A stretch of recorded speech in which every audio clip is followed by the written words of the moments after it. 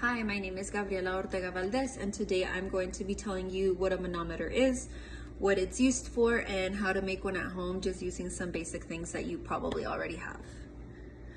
So a manometer is a non-invasive device. It's used to measure a person's respiratory driving pressure capabilities. It'll help determine if a person has enough air pressure to produce speech. So what you're gonna need is some tape. You'll need a marker or a pen. You'll need a drinking straw, a ruler with the centimeters.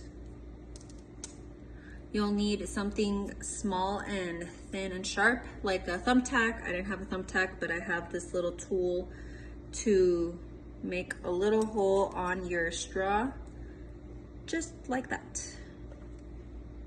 And then you're gonna want a clear cup. It could be glass or plastic. I only have glass. And of course, you're gonna need some water. So what you're gonna wanna do is you're going to want to get your cup and you're going to want to measure 1 centimeter down, 1 centimeter from the top of your glass down, just like this. So this is 1 centimeter down, and then you're gonna wanna place your tape right at the 1 centimeter and label that as a 0. And then from there, you're going to want to measure in increments of 2 centimeters all the way down. So 0, 2, 4, 6, 8, 10, all the way to 12. After that, you're going to want to get your straw and make a tiny little pinhole size on your straw, just like that. After you're done with that, you're going to want to fill your glass with water up to the 0 mark. And then your straw is going to be placed 6 centimeters down deep into the water. Typically, a person who can generate and sustain 5 centimeters of H2O pressure for 5 seconds has sufficient air pressure and has sufficient lung pressure to create speech.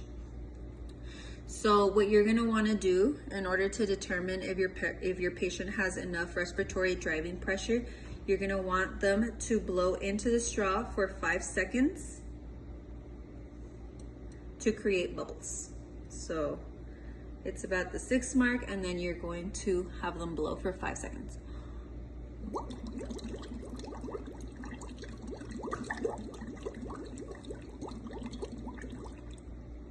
The level to which you can blow bubbles indicates the minimum pressure that you can generate. So a manometer is it's a useful tool, and it'll help build stronger respiratory muscles. So for example, children with cerebral palsy oftentimes have weakened respiratory muscles, and so by using a manometer, it will help build those respiratory muscles in order to create good air pressure to produce strong speech sounds.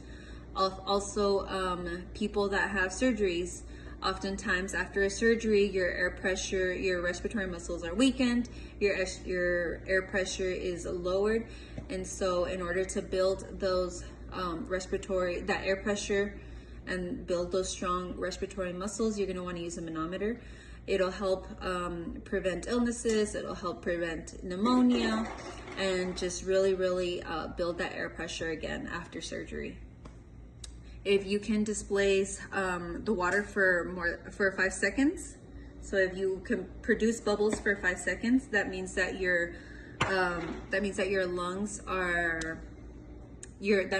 lung pressure is more than sufficient for speech.